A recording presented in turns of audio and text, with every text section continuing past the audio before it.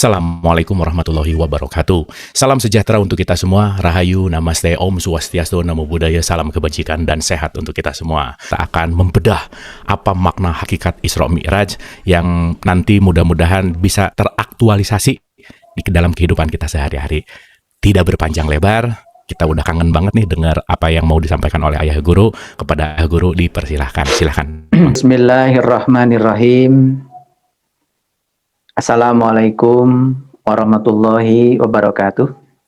Waalaikumsalam warahmatullahi wabarakatuh. Semoga semuanya sehat, damai, bahagia, selalu menjadi sumber cinta, sumber kebahagiaan, sumber kedamaian, sumber kegembiraan bagi seluruh makhluk di semesta ini. Segala puji hanya milik Allah, Tuhan Sang Pemelihara sekaligus Sang Penguasa, yang telah mewariskan keilahiannya pada setiap diri manusia, dan kemanusiaannya manusia terletak pada kemampuan untuk bisa memunculkan keilahian Allah di dalam dirinya. Itu sebabnya dalam Quran surat An-Nas ada kata-kata ilahin nas. Saya dulu pernah mikir ketika membaca terjemahan ilahin nas, Allah itu Tuhannya manusia, bukannya Allah itu Tuhan semua makhluk. Ternyata kesini-kesini saya dapat pencerahan dari dalam diri saya sendiri. Sebetulnya maksudnya ilahin nas itu bahwa manusia ini telah diberikan begitu kesempurnaan. Dominasi dari sifat-sifat ilahi yang diwariskan pada manusia itu melampaui yang diberikan kepada makhluk-makhluk yang lain. Oleh karena itu mari kita sadari keilahian itu yang sudah diwariskan beliau. Pada saat sudah sempurna tubuh kita diciptakan, kemudian beliau meniupkan sebagian dari keilahian itu pada diri kita. Dan itulah yang menyebabkan manusia punya kebebasan untuk memilih dalam hidup. Yesus terlahir dari seorang tukang kayu, tapi beliau meninggal menjadi seorang Kristus. Siddhartha Gautama terlahir dari seorang anak raja di sebuah kerajaan, tapi beliau meninggal menjadi seorang Buddha.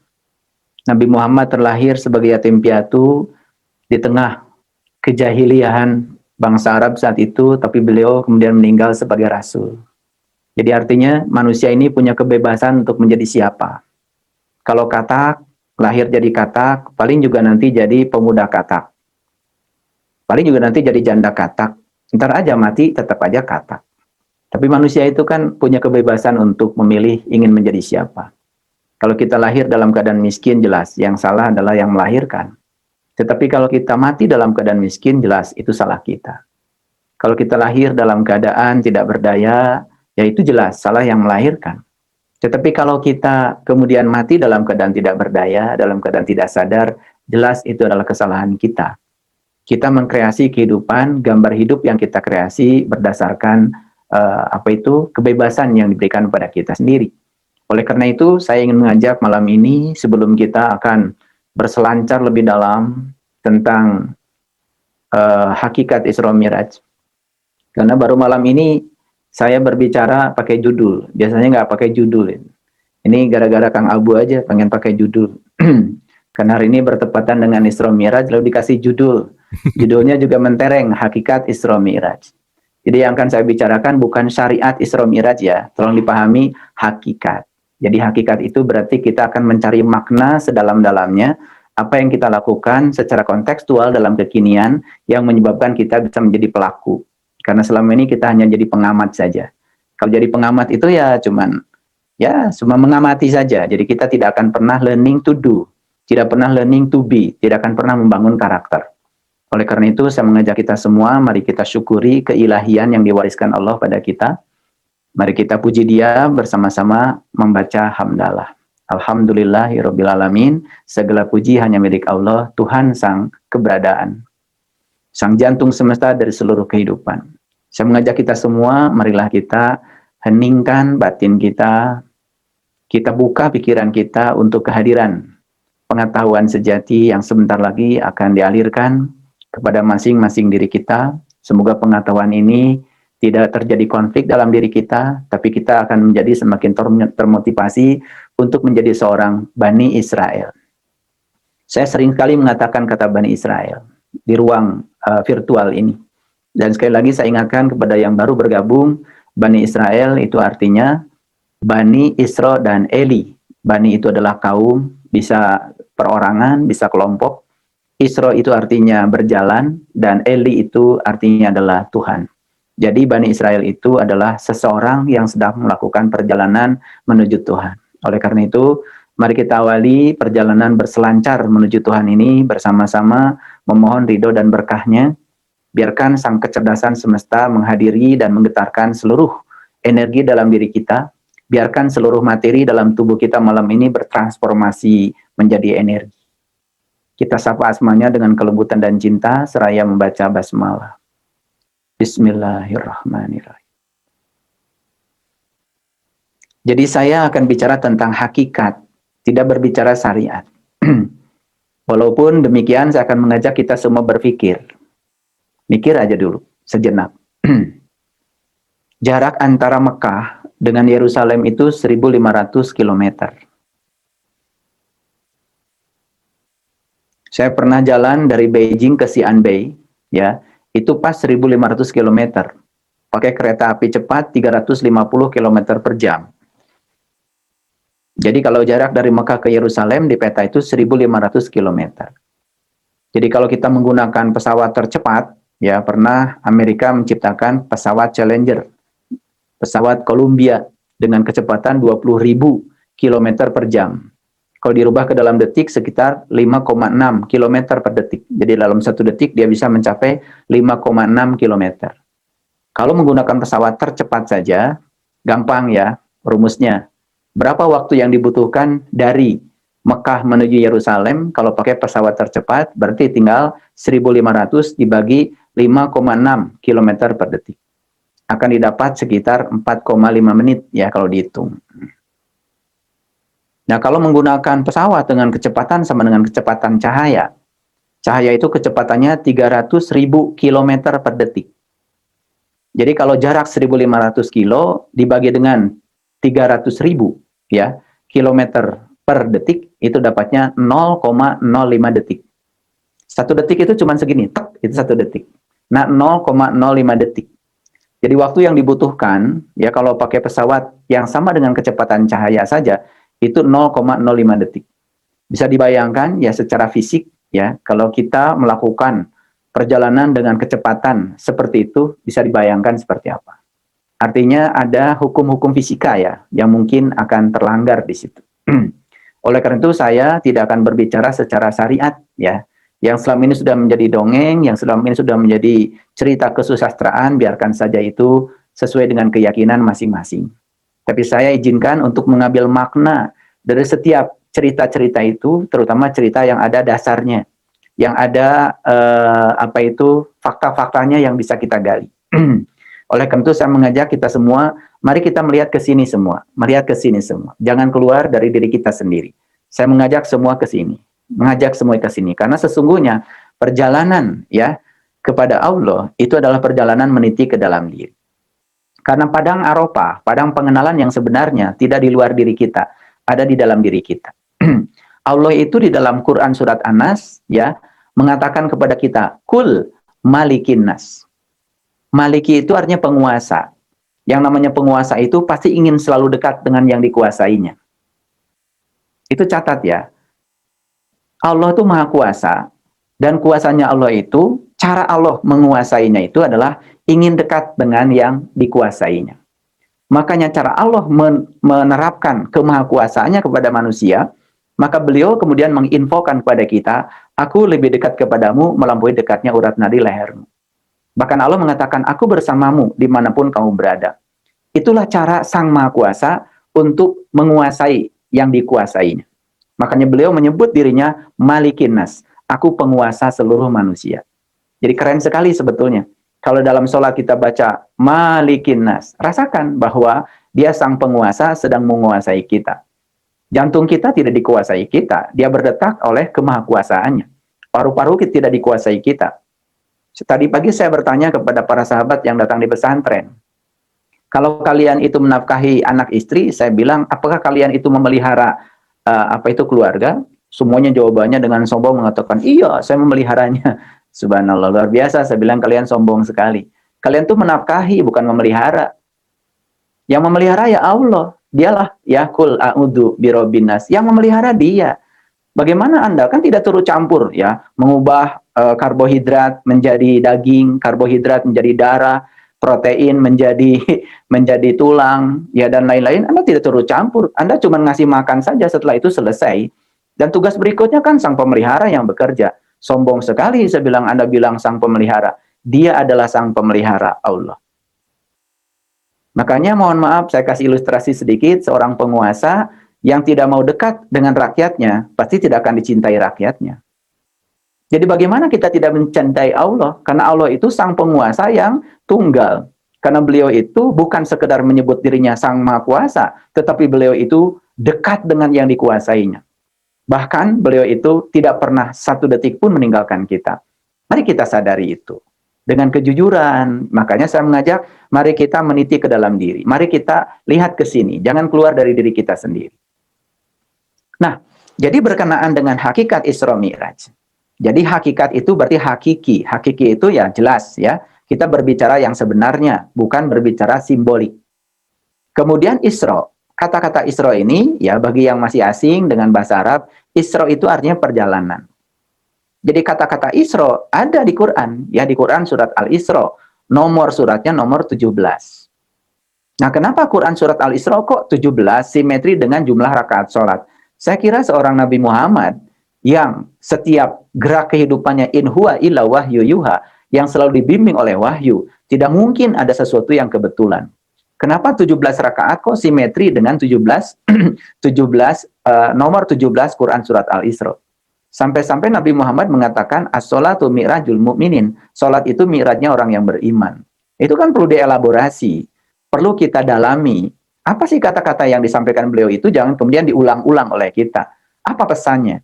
Kenapa gerakan sholat seperti itu? Kenapa takbir seperti itu? Kenapa mesti ruku? Kenapa mesti sujud? Di mana letak mi'rajnya? Gitu. Apa sih artinya mi'raj? Mi'raj itu ternyata bahasa Arab, artinya naik. Nah, tempat untuk naik disebut Al-Ma'arij. Makanya di Quran surat yang ke-70, 70 ya, ini juga angkanya istimewa. Quran surat Al-Ma'arij nomornya aja 70. Dan 70 itu kan dua angkanya, 7 dan 0. Keren sekali. Dan angka 7 kemudian diabadikan menjadi 7 kali tawaf, 7 kali sa'i, 7 batu melempar jumroh. Itu sebetulnya keren sekali. Kenapa sih kok angka 7, 70 ya? Kenapa mesti dikosongkan? Itu luar biasa kalau bagi saya. Karena 0 itu angka kesempurnaan. 0 itu angka yang luar biasa.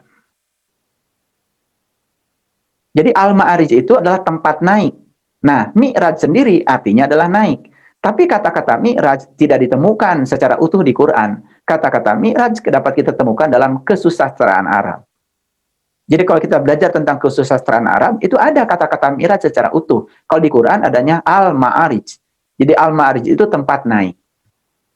Nah, di mana sih tempat naik? Ya tentu saja, tempat naik itu adalah tempat kita untuk ya melakukan pendakian. Pendakian apa? Jelas, ini bukan pendakian naik gunung biasa, tapi pendakian spiritual, pendakian kesadaran. Oleh karena itu ada kata-kata yang hebat di Quran surat Al-Ma'arij. 1 hari di alam cahaya sama dengan 50.000 tahun di alam semesta. Itu kata-kata yang perlu juga diselami. 1 hari di alam cahaya itu sama dengan 50.000 tahun di alam semesta. Luar biasa ya. Makanya disitulah sebetulnya kalau mau dipahami ada kata-kata yang sangat luar biasa. Nah, kalau kita lihat tanggalnya, coba lihat ya. Tanggalnya aja, Isra Mi'raj katanya terjadi tanggal 27 bulan Rajab. Walaupun ini kan perlu dipertentangkan lagi. Apakah saat Isra Mi'raj itu terjadi perhitungan tahun Hijriah sudah ada? Kan perlu dipertentangkan lagi. Apakah nama-nama bulan itu Muharram, Safar, dan lain-lain sampai Rajab itu sudah ada saat itu? Atau kemudian peristiwanya sudah terjadi dulu, kemudian proses penanggalannya baru sekarang, dan kemudian diberi nama, oh kira-kira itu terjadi tanggal 27, bisa saja kan begitu. Makanya kalau kita itu mulai dari proses meragukan sesuatu, bukan berarti tidak percaya ya, meragukan untuk diri sendiri saja, tidak usah ribut-ribut sama yang lain, kan banyak yang alergi ya. Nah, itu kan sebetulnya suatu metode ilmiah yang saya sampaikan pada kesempatan yang lalu. Kok tanggalnya 27? Lagi-lagi kan muncul lagi angka 7 ya. 2 dan 7. Mana sih 2 dan 7 dalam diri kita? Yang paling luar biasa dalam diri kita itu kan ini. 2 tangan dan 7 yang ada di kepala ini. Coba, ibu bapak berkarya pakai apa kan? Nulis kan pakai 2 tangan. Betul nggak? 2 tangan ini alat untuk berkarya yang sangat luar biasa. Dan 7 ini kan sebetulnya bisa menjadi pinter, kita bisa menjadi bodoh, tergantung bagaimana kita menggunakannya. Itu kalau menurut saya sangat keren sekali. Jadi sebetulnya kalau kita ingin rajab, ingin naik, berarti kita harus memberdayakan paling tidak 2 dan 7 pada diri kita. Kan kita berkarya setiap hari pakai ini ya. Coba kita ya, nyuci piring aja tangan sebelah kan susah. Nyuci piring mesti dua-duanya. Betul nggak? Ketika tangan kiri itu terluka kan yang ngobatin tangan kanan. Ketika tangan kanan gatel, yang garuk juga tangan kiri gitu. Itu kan kesempurnaan yang sangat luar biasa. Dan di diri kita ini ya ada 7 yang sangat luar biasa sampai diulang-ulang dalam Quran ya. Ada di Quran surat Al-Muminun ya ayat yang ke-17 ya. Kemudian diulang lagi di Quran surat An-Naba ayat yang ke-12 ya dikatakan ya wa banaina fawqakum sab'an sidada. Aku telah menciptakan 7 yang amat kokoh di kepalamu. Fawqakum. Jadi luar biasa. Jangan menganggap sepele ya dengan 2 penglihatan, jangan menganggap sepele dengan 2 pendengaran, jangan menganggap sepele dengan 2 pernapasan. Jangan menganggap sepele dengan mulut ini. Jangan menganggap sepele karena itu bukan buatan kita, itu buatan Dia. Jangan menganggap sepele ya. Walladzi yusawwirukum fil arham kaifa yasha. Allah tuh menciptakan apa yang ada di tubuh kita ini tidak ada yang sia-sia, tidak ada yang kebetulan. Cuman sayang sekali, kita tidak pernah bertanya kepada Allah, ya Allah, Engkau ciptakan tubuh seperti ini buat apa? Itu yang tidak pernah dipertanyakan. Tapi kalau kita mempertanyakannya pasti akan menemukan jawaban dan itu luar biasa. Saya sering bertanya kepada ya banyak orang, kenapa Anda bisa melihat saya sekarang? Jawabannya sederhana ya, dangkal. Karena saya punya mata. Bukannya orang mati juga punya mata? Bukannya yang menyebabkan Anda bisa melihat saya itu karena Anda hidup? Karena hidup sebetulnya yang membuat Anda bisa melihat saya. Karena Anda hidup, Anda bisa mendengar saya. Karena Anda hidup, Anda bisa bernapas. Karena Anda hidup, Anda bisa berbicara. Bukan karena punya itu hanya sarana saja. Ya, sarana saja untuk menunjukkan sang hidup ada pada diri kita. Jadi Dia yang Maha Melihat memberikan satu bagian penglihatannya pada kita sehingga kita bisa melihat. Ketika Beliau tidak bersama kita lagi di sini, kan mata tetap ada, telinga tetap ada, hidung tetap ada, mulut tetap ada. Tetapi kan sang hidup sudah tidak ada. Kita tidak berdaya sama sekali. Nah, pertanyaan berikutnya. Ini nih saya cuman ingin menggiring semuanya untuk bertanya ya. Pusing-pusing nggak apa-apa. Kok 27 Rajab identik dengan 27?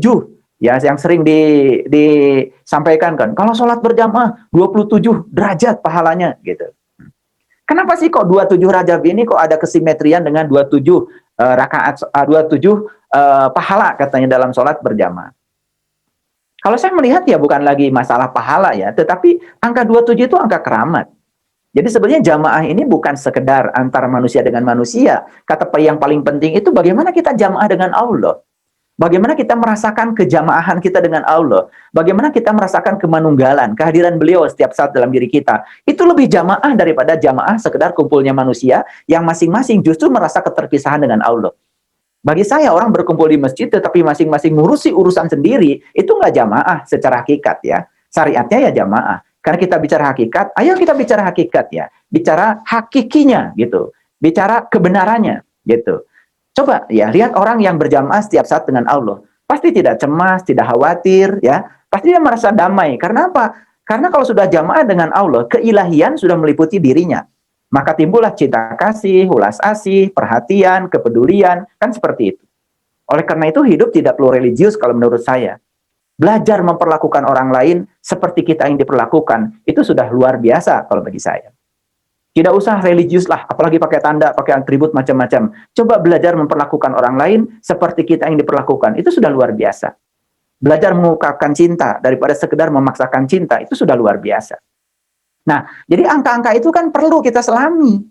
Kok 27 Rajab ya ada kesimetrian dengan 27 salat berjamaah. Apa iya ya, salat berjamaah itu yang kumpul di masjid itu yang dilipat gandakan pahalanya? Atau ada pengertian lain yang lebih dari sekedar itu? Karena kalau kita melakukan apapun ya, karena ingin sesuatu atau karena takut sesuatu, bukankah itu adalah kesadaran yang paling rendah? Itu yang disebut dengan reward and punishment motivation. Jadi motivasi yang paling rendah itu adalah motivasi yang berbasis reward and punishment. Jadi apalagi kalau kita melakukan sesuatu dengan rasa takut, Percayalah sama saya, kita tidak akan pernah menjadi orang yang bisa membangkitkan cinta. Karena cinta tidak bisa dibangkitkan oleh rasa takut. Cinta tidak pernah bisa dibangkitkan oleh rasa takut. Siapapun yang menjadi karyawan, melakukan pekerjaan di kantornya atau di perusahaan seseorang dengan rasa takut, karena takut akan bosnya, maka dia tidak akan pernah bisa mencintai pekerjaannya. Karena cinta tidak pernah bisa dilahirkan oleh rasa takut. Jadi kalau kita menempatkan Allah itu sebagai sesuatu yang menakutkan, ya kita pun akan ketemu dengan hal yang menakutkan dalam hidup. Dan itu like attracts like. Itu adalah hukum tarik-menarik. Para sahabatku yang dirahmati Allah. Jadi saya pernah dulu melakukan proses pencarian dengan seorang sahabat yang kebetulan dulu beliau itu jurusan kimia, kalau saya jurusan fisika kuliahnya. Tapi beliau ini seorang tokoh sebenarnya di Bandung yang sangat mencintai sejarah. Dan saya kaget ketika beliau mengatakan, ya sebetulnya ya Masjidil Haram dan Masjidil Aqsa yang selama ini disebut-sebut di Quran surat Al-Isra yang pertama, kata beliau kurun waktunya itu sangat berbeda dengan turunnya ayat Subhanalladzi asra bi 'abdihi lailam minal Masjidil Haram ilal Masjidil Aqsa. Saya terkejut, kenapa? Terkejut karena apa? Jangan-jangan ayat ini ya sudah turun duluan, baru penamaan tempat-tempat itu kemudian. Nah, kalau ayat ini turun duluan dan penamaan tempat-tempat itu kemudian, jangan-jangan kan itu yang dimaksud oleh ayat itu berbeda dengan yang dimaksud oleh manusia. Masjidil Haram itu apa sih? Bagi saya Masjidil Haram itu adalah tempat yang suci. Dan di semesta ini tidak ada tempat yang suci. Dan tempat yang suci itu satu-satunya adalah asal-muasal kita. Dia yang maha suci. Masjidil Aqsa itu siapa? Masjidil Aqsa itu bahasa Arab, artinya tempat yang jauh. Jadi tempat yang jauh adalah tempat sejauh kita mencari. Makanya proses meniti ke dalam diri itu sepertinya perjalanan yang dekat. Tapi itu adalah perjalanan yang sangat jauh. Karena perjalanan ini tak terbatas. Maka siapapun yang melakukan perjalanan dalam kegelapan, dalam ketidaktahuan, itulah yang disebut dengan Bani Israel. Makanya Quran surat Al-Isra, ya, yang surat yang ke-17, itu di dalamnya cerita Bani Israel. Jadi siapa Bani Israel? Adalah orang yang melakukan perjalanan menuju Tuhan. Jadi abdihi dalam Quran surat Al-Isra bisa siapa saja. Bisa siapa saja. Bisa siapa saja yang mau mengabdikan dirinya kepada Tuhan. Itu adalah abdihi. Dan memang kita semua harus menjadi abdihi. Harus menjadi abdinya Tuhan. Dan untuk menjadi abdinya Tuhan, syarat pertama harus mengenal Tuhan. Dan untuk mengenal Tuhan, maka syarat pertama harus melakukan proses perjalanan. Setiap nabi, setiap rasul sebetulnya melakukan perjalanan yang sama. Cuma namanya saja yang berbeda-beda. Nabi Musa juga melakukan perjalanan. Nabi Ibrahim juga melakukan perjalanan. Nabi Yunus juga melakukan perjalanan. Ya, Nabi Zakaria juga melakukan perjalanan, Nabi Isa melakukan perjalanan, Nabi Yusuf melakukan perjalanan, semua nabi dan rasul ya pasti melakukan perjalanan, cuman mereka nama perjalanannya berbeda-beda. Nah, kita jangan terjebak oleh nama.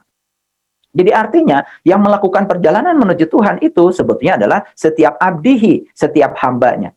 Itu sebabnya di Quran ada 3 penamaan tentang manusia. Yang pertama bashar, manusia biasa, yang kedua insan, manusia yang sedang melakukan perjalanan. Kalau kita merujuk pada Quran surat Al-Insyikok ayat yang ke-6, di situ dikatakan, ya ayuhal insan, innaka kadihun ila rabbika kadhan pamulaki. Hai insan, nah dipanggilnya insan, sungguh kamu telah berjuang dengan sungguh-sungguh menuju Tuhanmu, maka pasti kamu akan menemuinya. Nah, di situ dikatakan, ya ayuhal insan, innaka kadihun ila rabbika kadhan pamulaki. Hai insan, itu panggilannya insan. Tapi yang sudah selesai melakukan perjalanan, dipanggilnya juga luar biasa. Dipanggilnya adalah Nas. Makanya surah terakhir di Quran adalah surah An-Nas. Dimulai dengan A'udzu birabbin nas. Aku berlindung pada Tuhan pemelihara manusia. Malikin nas. Aku berlindung pada Tuhan penguasa manusia. Ilahin nas. Aku berlindung pada Tuhan ya yang telah mewariskan keilahian pada manusia. Min syarril waswasil khannas. Kalau orang sudah berlindung kepada sang pemelihara, sang penguasa, sudah berlindung kepada ilahnya manusia, maka manusia tidak akan mungkin punya was-was. Jadi was-was pada diri kita itu karena apa? Karena kita itu, mohon maaf ya, kebanyakan kita imannya itu hanya menggunakan sakwa sangka. Kalau merujuk pada Al-Quran, di Quran dikatakan, wa may yattabi'u aktsarahum illa dzanna, inna dzanna kana la yughni minal haqqi syai'a. Kebanyakan manusia mengikuti sesuatu hanya dengan persepsi dan prasangka. Bahasa Arabnya adalah dzon. Jadi kalau kita terus-menerus menjadi pengamat, maka terus-menerus kita hanya mendidikkan diri kita dengan persepsi dan prasangka. Nah, oleh karena itu, maka mari kita ambil, apa sih hikmah di balik semua itu? Saya belajar dari kitab Gaiti karya Imam Al-Dardiri. Katanya Nabi Muhammad ketika melakukan perjalanan Isra Mi'raj, dari tempat yang suci ke tempat yang jauh. Mohon maaf, ini hakikat ya, hakikat. Beliau tuh menggunakan suatu kendaraan. Nama kendaraannya adalah buruk. Ternyata buruk itu bahasa Arab dari kata barkun. Barkun itu artinya kilatan. Barkun itu artinya cahaya. Lalu digambarkan ya oleh para ahli kesusastraan ya dengan perwujudan. Makanya mungkin kalau pergi ke toko-toko lukisan yang Islami ya, di sana ada gambar buruk. Biasanya gambar buruk itu kepalanya manusia, itu juga perempuan. Ya toh? Kemudian ya badannya itu seperti kuda, ada sayapnya.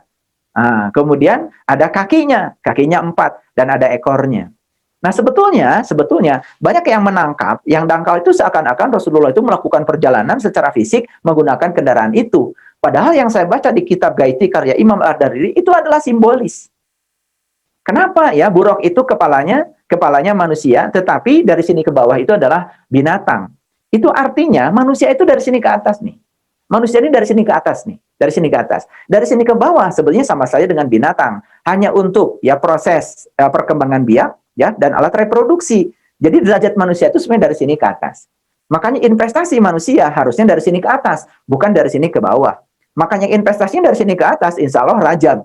Yang investasinya dari sini ke atas, insya Allah al-ma'arij. Karena tempat naiknya manusia itu adanya di sini. Makanya ini disebut di Quran Sidratil Muntaha.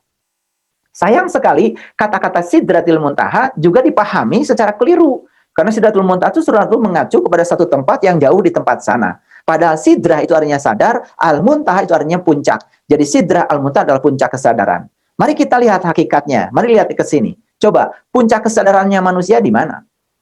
Bukankah puncak kesadaran manusia itu di sini? Satu manusia ya pecah pembuluh darahnya, ya, kemudian otaknya terjadi pendarahan, kan hilang kesadarannya. Itu yang disebut dengan lumpuh atau stroke ya. Makanya orang stroke kan biasanya apakah sebelah badannya tidak bisa digerakkan, kan tidak berdaya. Jadi di mana puncak kesadaran manusia? Saya mengajak kita semua, ayo kita berpikir lebih realistis. Sebetulnya puncak kesadaran manusia itu di sini. Karena di sini ya, di bagian sini apalagi di bagian tengah di sini ada yang namanya pineal gland. Itu yang disebut oleh Profesor Ramachandra dengan God spot. Dan pineal gland itu ya sebagai penyeimbang antara otak kiri dan otak kanan, mata kiri dan mata kanan, telinga kiri dan telinga kanan, ya, tangan kiri dengan tangan kanan dan seterusnya. Makanya leluhur kita mengajarkan salaman luar biasa kan begini. Karena ketika kita salaman begini, itu sebetulnya kita sedang mengaktifasi ya pineal gland. Supaya pineal gland itu aktif dan selalu menyeimbangkan. Jadi sebetulnya kita punya tradisi salaman yang luar biasa. Kan begini salaman kita itu ya. Ininya pun diletakkannya di sini, luar biasa, ya. Nah, makanya ada teman saya yang sangat ahli dalam spiritual mengatakan, kalau hari ini kamu masih bisa meletakkan kedua tangan seperti ini, itu anugerah Allah yang sangat luar biasa. Dulu saya tidak mengerti kata-kata beliau, tetapi setelah saya mengerti tentang pineal gland, itu luar biasa ternyata. Makanya dalam meditasi kita duduk seperti ini, ya. Kita kan sebetulnya menghubungkan bagian kiri dengan bagian kanan supaya terjadi keseimbangan. Jadi kalau kita gali ya rahasia tentang tubuh kita luar biasa. Makanya leluhur kita mengatakan tubuh adalah kitab suci tertua yang ditulis oleh Tuhan dengan tangannya sendiri. Karena kalau digali ke dalam, tubuh ini nggak akan ada habis-habisnya. Dokter spesialis mata sampai sekarang pun belum tahu ya secara utuh mata itu seperti apa.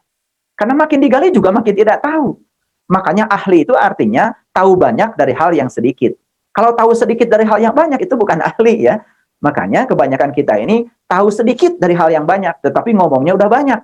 Nah, orang yang tahu banyak dari hal yang sedikit aja ngomongnya tidak banyak kok. Kadang-kadang kita mudah sekali menilai orang, ini sesat, ini tidak benar, ini menyimpang, dan lain. Padahal dia itu baru tahu sedikit ya dari hal yang banyak.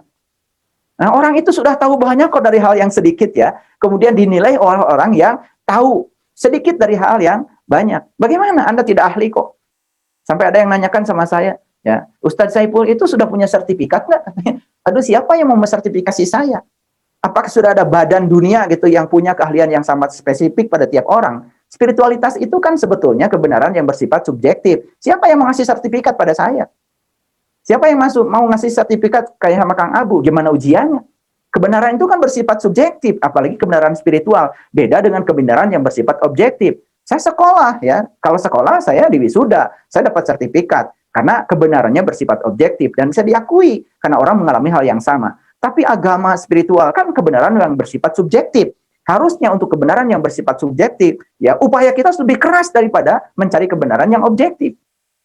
Tapi ini terbalik kan, Untuk kebenaran yang objektif kita keras, untuk kebenaran yang subjektif kemudian kita cukup percaya saja. Itu yang keliru. Makanya saya terus terang saja ya, setelah saya pergi ke Mekah, kemudian saya sa'i, saya dapat makna dari sana. Kok laki-laki lari ya? Kok perempuan jalan ya? Saya tiba-tiba dapat makna. Saya nangkap maknanya begini. Oh, laki-laki itu jangan-jangan spiritual. Dan perempuan itu adalah material. Laki-laki itu adalah ruh, ya. Perempuan itu adalah jasad. Jadi artinya untuk urusan spiritual itu memang harus lari. Tapi untuk urusan materialnya jalan saja gitu. Saya dapat maknanya seperti itu ya. Karena saya nggak mau ya kemudian ya apa itu tidak dapat makna secara kontekstual. Yang bisa saya lakukan apa? Makanya laki-laki kan pakai kain ihram, perempuan kan tidak. Oh, yang bisa disucikan itu adalah laki-laki. Yang bisa disucikan itu ruh, jiwa. Kalau tubuh kan nggak bisa disucikan. Udah wudhu 1000 kali juga air kencing masih tertinggal di dalam. Ya, sudah wudhu 1000 kali juga kan sebenarnya berak tidak keluar semua. Makanya banyak yang sok suci habis wudhu yang kayak gitu ya. Itu kan aneh. Padahal tubuh itu tidak pernah bisa disucikan. Tapi jiwa bisa disucikan. Makanya ada penghargaan dari Allah. Qad aflaha man zakkaha wa qad khaba man dasa. Beruntung orang yang menyucikan jiwanya. Dan ya rugilah orang yang mengotorinya. Jadi Allah aja hanya memberi penghargaan kepada mereka yang menyucikan jiwa. Ya, karena tubuh tidak pernah bisa disucikan. Makanya haji bukan perjalanan fisik. Tapi haji itu adalah perjalanan spiritual. Oleh karena itu maka haji, mi'raj, ma'arij, bagi saya itu perjalanan yang sama, cuman istilahnya aja berbeda. Bagi saya ya, jadi kalau bagi para sahabat yang masih alergi ya jangan dulu buru-buru protes gitu. Karena biasanya kalau garam 1 sendok dimasukkan ke gelas, air 1 gelas kan biasanya terasa asin. Tapi kalau dimasukkan ke kolam renang kan tidak terasa asin. Makin luas tempatnya kan makin tidak terasa. Makanya yang sempit itu biasanya gampang bereaksi, ya, gampang asin ya. Oleh karena itu, maka kalau kita gampang bereaksi itu sebenarnya karena kita itu ukurannya mesti gelas. Ya, yang sudah kolam renang, apalagi udah samudra, nggak peduli ya. Makanya lihat orang yang sudah bijaksana biasanya, ya wa ahsin kama ahsanallahu ilaika. Ya seperti Allah, dia punya sifat keilahian. Dia luas, tidak pernah menjudge orang. Tidak pernah terjebak benar salah. Yang suka sibuk dengan benar salah itu kan sebetulnya ya karena itu gelas ya. Mari kita lanjutkan lagi. Ini masih apa itu? Sebenarnya ini masih ngobrol, sebetulnya ngobrol. Cuman saya ingin ngobrol aja lah gitu. Ngobrol tapi ngobrol ada dasarnya gitu. Makanya coba perhatikan. Subhanalladzi asra bi abdihi lailan. Maha suci Allah yang telah memperjalankan abdihi. Tidak ada nama tertentu di situ. Tidak ada nama tertentu. Yang ada tuh abdihi. Ya, saya juga nggak ngerti ya kenapa kemudian tiba-tiba ya ayat itu kemudian difokuskan pada nama tertentu. Karena sebetulnya itu adalah ayat yang bersifat umum. Subhanalladzi, maha suci Allah yang telah memperjalankan hambanya. Siapa hambanya? Ya siapa saja yang mau. Masa kita nggak mau? Masa kita nggak mau tahu jati diri kita? Masa kita nggak mau tahu Tuhan kita yang memelihara setiap saat, yang menguasai kita, yang menjadi ilah kita? Masa nggak mau tahu? Ya, siapa beliau itu sesungguhnya? Dan siapa diri kita? Masa kita nggak mau melakukan perjalanan itu? Masa harus diiming-imingi oleh Allah? Kata Allah, ya Bani Israel, uzkuru nikmati Allah alaikum, wa anni fadaltukum alal alamin. Kalau kamu ingin diunggulkan dari segala umat, maka kamu harus melakukan perjalanan. Jadilah kamu Bani Israel. Maka bagi saya, Bani Israel bukanlah mengacu pada satu bangsa di sana. Tapi Bani Israel itu bersifat global. Siapa saja yang mau melakukan perjalanan kepada Allah, menurut Quran sih itu Bani Israel. Saya juga nggak ngerti kenapa tiba-tiba kemudian kita memfokuskan pikiran kita pada satu bangsa. Kalau bangsa Israel yang di sana diunggulkan, terus saya juga akan protes sama Allah. Ngapain saya dilahirkan di Garut? Maka saya nggak protes sama Allah, karena saya tahu Bani Israel itu bukan bangsa yang di sana. Siapa saja yang mau melakukan perjalanan menuju Allah, sekalipun orang Garut dari kampung kayak saya, akan diunggulkan oleh Allah. Jadi itu kan sebetulnya suatu apa itu? Ya, kalau saya bisa mengatakan Allah itu maha demokratis sebetulnya, luar biasa. Memberikan kesempatan yang sama pada setiap bibit untuk tumbuh dan berkembang. Ya, tidak pernah Allah tuh mendiskreditkan satu kelahiran. Karena setiap kelahiran itu direncanakan oleh beliau. Dan setiap kelahiran itu adalah suatu bibit yang ditanam oleh beliau untuk tujuan beliau. Jadi kalau kita kemudian merasa diri kita berbeda dengan yang lain, saya kan bukan nabi, saya kan bukan rasul. Ya iya, Anda kan bukan siapa-siapa. Tapi Anda adalah makhluk ciptaan Allah yang direncanakan kehadiran Anda kesemestaan oleh Allah yang maha segalanya. Percayalah bahwa keilahian ada pada diri Anda. Anda punya kesempatan yang sama untuk mencapai kebahagiaan seperti yang dicapai oleh orang lain. Harusnya kan itu tumbuh pada diri kita, ya, optimisme yang semacam itu. Lagi-lagi ini masih ngobrol, ya. Jadi kita lanjutkan. Jadi perjalanan ini di mana? Itu ada kata-kata yang nyelip. Ya, perjalanan ini minal Masjidil Haram, dari tempat yang suci ke tempat yang jauh. Sayang sekali ya, setiap bahasa lain itu jarang diterjemahkan secara utuh. Karena nggak diterjemahkan secara utuh, maka kita mengalami deviasi. Coba terjemahkan semuanya secara utuh. Kalau mau Indonesia, Indonesia semua. Maha suci Allah yang telah memperjalankan hambanya dari tempat yang suci ke tempat yang jauh. Kapan? Lailan. Jadi perjalanan ini adalah perjalanan dalam kegelapan. Jadi ketika kita dalam kegelapan, kita sadar bahwa kita ini tidak tahu, dan kita tahu bahwa kita tidak tahu, pasti akan melakukan perjalanan. Kecuali orang yang tidak tahu, tapi dia tidak tahu bahwa dirinya tidak tahu, pasti dia merasa paling tahu, tidak akan pernah melakukan perjalanan. Semua orang yang tidak pernah mempertanyakan, tidak akan pernah dialiri jawaban. Jadi kalau kita sadar sekarang, oh saya tidak tahu, sekarang saya tahu bahwa saya tidak tahu, pasti kita akan melakukan perjalanan. Itu lailan, perjalanan dalam kegelapan. Makanya siapa saja yang melakukan perjalanan, barokna haulahu, maka dia akan diberkahi. Dan bukan sekedar diberkahi, linuriyahu min ayatina, maka Allah akan menunjukkan tanda-tandanya. Jadi kalau kita melakukan perjalanan, kan kita akan ditunjukkan oleh Allah tanda-tandanya. Ya tanda-tandanya, min ayatina. Jadi ayat itu bukan Ar-Rahman, Ar-Rahim, bukan itu. Ayat itu bahasa Arab. Bahasa Indonesia adanya tanda. Nah, tanda Allah itu begitu banyak pada diri kita. Subhanallah, tanda Allah. Saya kemarin ya pergi ke di Ciwidey itu ada kawah putih. Nyampe sana itu hujan besar. Nah, begitu nyampe sana kan ada gojek payung. Saya tanya, berapa deh itu gojek payung? 20.000 Pak. Oke. Udah, saya ambil gojek payung itu karena hujan, mungkin dia cepat-cepat saya buka itu payung itu. Begitu buka payung itu ternyata payungnya itu udah dipakai banyak orang, mungkin udah rusak ya, terus aja digojekin tapi nggak pernah dipelihara. Ternyata tangan saya sobek. Subhanallah. Saya pegang ini. Udah, ya, saya pegang setelah itu. 1 hari, 2 hari tangan saya sekarang udah sembuh lagi. Aduh, begitu lihat tangan saya sembuh aja sudah bertemu saya dengan dia. Bagaimana ya beliau itu merangkai kembali sel-sel yang terkoyak itu luar biasa. Jadi yang memelihara saya bukan betadin, yang memelihara saya bukan obat yang saya makan. Itu cuma lantaran sugesti saya. Tapi yang memelihara adalah beliau. Jadi dengan merhatikan luka yang sembuh saja, kita bisa ketemu dengan sang pemelihara. Terus bagaimana kita tidak cinta kepada beliau? Kan luar biasa. Itu aja sudah tanda yang sangat luar biasa. Nah, kata-kata Sidratil Muntaha tidak ada di Quran surat Al-Isra. Kata-kata Sidratil Muntaha adanya di Quran surat An-Najm. Cerita apa sih surat An-Najm? Itu cerita tentang bintang, tapi bukan bintang di langit yang jauh, itu cerita bintang di langit yang terdekat. Makanya di Quran surat An-Najm ada kata-kata yang indah seperti ini. Kata-katanya begini, walaqad ra'ahu najratan ukhra, dan kamu bisa melihat bintang itu kapan saja. Inda Sidratil Muntaha, di puncak kesadaranmu. Boleh dibuka ya Kang Abu, boleh dibuka ayatnya. Itu dari Quran surat ayat yang ke-13 ya, 12, 13. Itu indah sekali. Boleh ya, kalau dari tadi saya baca ayat tapi nggak ditunjukkan ya, takutnya bohong. Ya. Nah, ayat yang ke-12, ayat yang ke-13. Coba lihat ayat yang ke-13. Ya, ayat yang ke-13. Walaqad ra'ahu, ya, ro'a itu artinya melihat. Dia. Walaqad, dan sesungguhnya melihatnya najlatan ukhra, bisa kapan saja.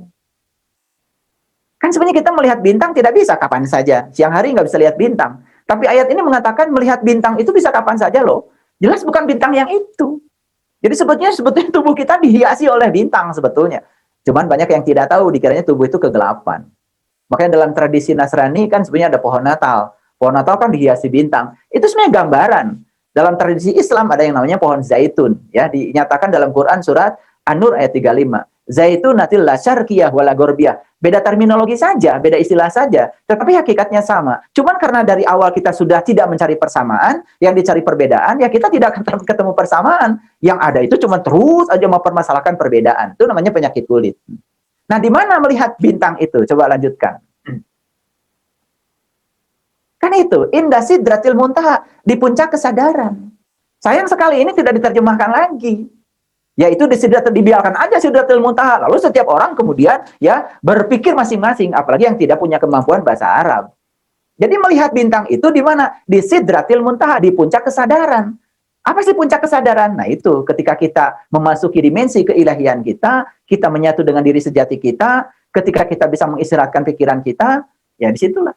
Coba kita lanjutkan ayat berikutnya, Kang Abu. Ayat yang ke-15-nya. Keren itu ya. Nggak tahu pernah baca apa tidak ya. Nah, indaha jannatul ma'wa. Di sanalah ya ada taman ya yang indah. Jannah itu taman ya, yang kemudian sering disebutkan surga. Jadi jannah itu bahasa Arabnya taman. Oh, ada taman loh dalam diri kita itu. Ya, kalau Imam Al-Ghazali ya menyebutnya itu adalah taman jiwa kaum sufi. Ya, itu. Taman jiwa kaum sufi. Oh, indah sekali. Dalam diri kita itu ada taman loh kalau mau jalan-jalan ke sana. Cuman sayang sekali kita jalan-jalannya keluar terus, nggak pernah ke dalam. Jadi nggak pernah lihat taman yang indah di situ. Makanya jangan heran ya, kalau orang senang sekali lihat lampu gitu, tempat yang tinggi. Ngebela-belain cari restoran dan kafe yang di puncak gunung dingin-dingin gitu. Udah gitu cuma lihat lampu ya. Makanya sop buntut pun ya satu mangkok 300.000 dibeli. Nah, setelah itu tanya, kok mahal banget? Oh, ini view-nya Pak yang mahal. Apa sih yang dilihat? Cuma lampu malam hari. Itu ya besok juga hilang lagi. Tapi dalam diri kita ada lampu banyak sebetulnya, cuma kita nggak pernah lihat. Nah, lanjutkan dulu, biar penasaran. Nah, idyaksa sidrati mayaksa, ketika puncak kesadaran itu diliputi oleh sesuatu yang menutupinya. Artinya dibungkus, diisolasi ya, ketika kita bisa mengasingkan diri.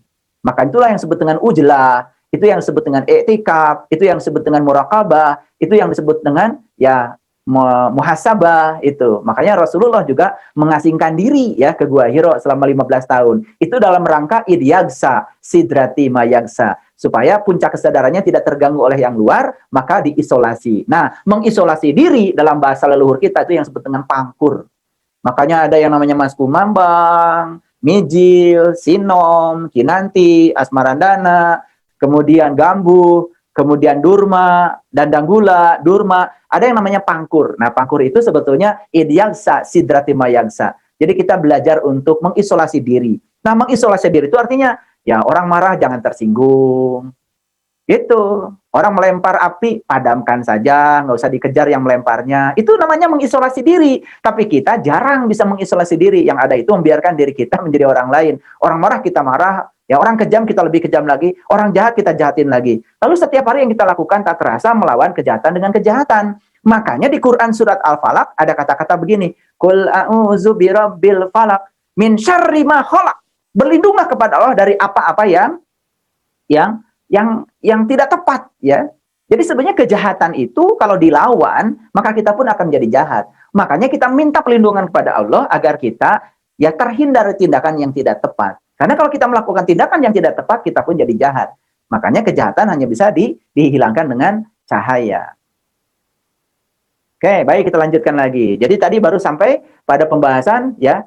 Oke, kita tutup dulu ini. Karena nanti kalau mau ngaji surat An-Najm ya harus menyiapkan waktu tuh 60 SKS. Nanti saya kaji dari ayat 1 sampai ayat terakhir ya. Nggak mungkin ya di sini ya. Tidak mungkin kajian di sini. Enak aja. Ya. Nah, semua itu harus ada isra-nya ya. Kadang-kadang ada juga itu ya yang WA saya. Ayah, bisa nggak zooman sama ayah? Mau apa? Saya mau nanyakan surat ini. Satu surat. Ada yang nanya 1 juz sama saya. Waduh, itu nggak sopan saya bilang. Itu artinya nggak mau Isra tapi pengen Mi'raj. Nggak ada Mi'raj tanpa Isra ya. Isra dulu dong, datang ke Bandung gitu ya, beli bensin. Ya itu Isra dulu lah, Isra dulu. Belajar untuk melakukan perjalanan supaya ditunjukkan tanda-tandanya dalam perjalanan. Kalau kita nggak mau melakukan perjalanan ya tidak ada tanda-tandanya. Baik, kita lanjutkan. Jadi buraq itu adalah simbolik dari kendaraan. Makanya ya kepalanya itu adalah manusia dari sini ke atas dan perempuan. Itu artinya apa? Makanya di Quran ada surat Al-Baqarah. Al-Baqarah bukan sapi jantan loh, sapi betina. Jadi artinya ya perempuan itu lambang dari ya material. Jadi artinya ya untuk melakukan perjalanan itu memang kita perlu material. Maka Rasulullah mengatakan ad-dunya majratul akhirah. Jadi ya untuk mencapai akhirat itu kamu perlu dunia. Jangan menjadi a priori pada dunia, ya. Ya ini kiri kanan saya pakai lampu, di belakangnya ada bunga-bunga. Itu kan semuanya juga material itu dan kelihatan menjadi indah gitu, ya. Kalau ada materialnya, gitu. Jadi jangan kemudian meremehkan unsur dunia karena dunia itu adalah majraatul akhirah, itu ladangnya akhirat. Jadi jangan kemudian terpedaya oleh kata-kata orang, bagian kita bukan di dunia. Bagian orang kafir di dunia itu. Bagian kita entar di akhirat. Ya, lo di dunia udah melarat, di akhirat apa lagi, ya. Jadi nggak boleh seperti itu ya, karena bagian kita ada dua-duanya. Wabtagi fi ma atakallahu darul akhirah wala tansa nasibaka minad dunya. Makanya Rasulullah lewat Rasulullah mengatakan, ya, kamu itu harus ya mencari akhirat tapi jangan lupakan bagianmu di dunia ini. Karena dunia ini adalah sarana yang luar biasa. Jadi artinya bahwa untuk mencapai kesadaran puncak pun kita perlu tubuh, karena tubuh ini adalah kendaraan yang sangat luar biasa. Baik, itu yang pertama.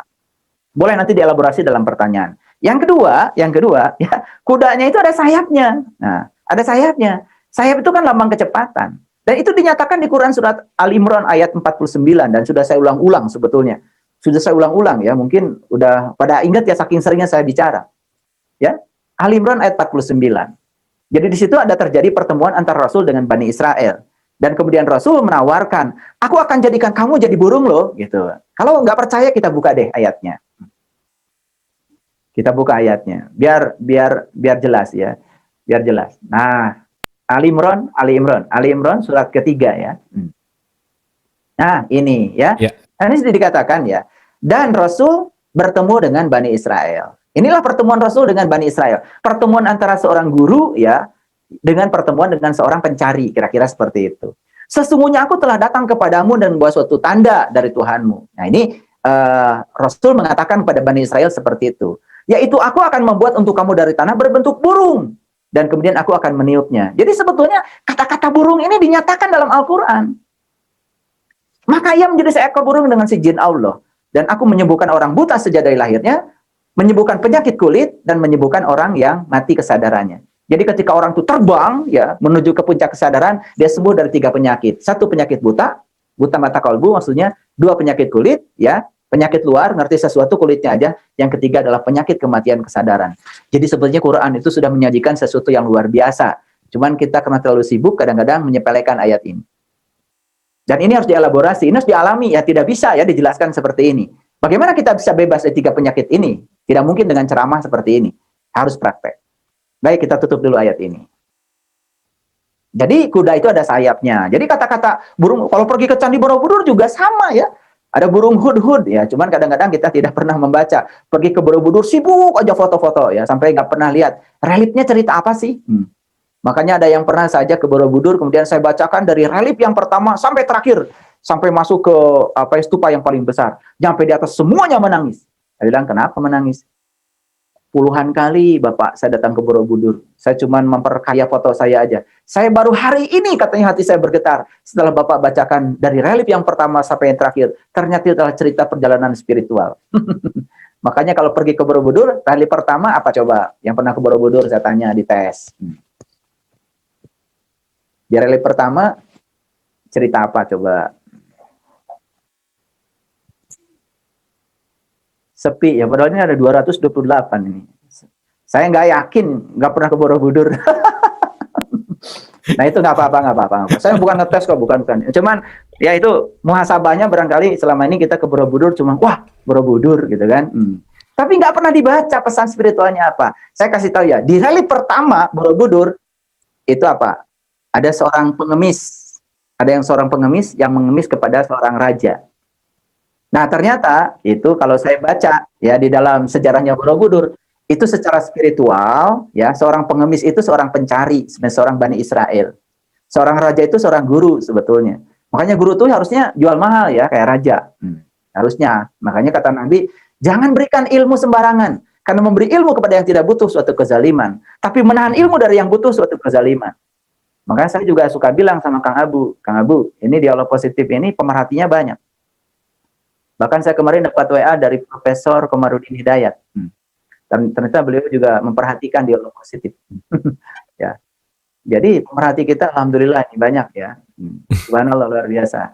Terima kasih ya semuanya. Jadi sudah mulai banyak yang mungkin lama-kelamaan didengar-dengar kayaknya kayak bener gitu kan. Didengar-dengar kayak bener. Ya, mungkin gitu dulu lah. Kok didengar-dengar kayak bener gitu. Kayak saya berisik terus, kok didengar-dengar kayak bener gitu ya. Udah, nggak apa-apa lah.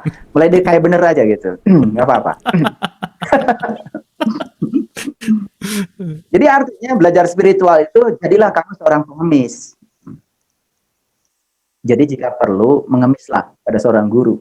untuk mendapatkan jalan untuk meniti ke dalam diri. Itu sebetulnya. Makanya itu pesan pertama di relief Candi Borobudur. Dan seterusnya nanti saya tidak akan cukup waktu untuk cerita ini. Nah, kita lanjutkan lagi. Ada sayapnya kan.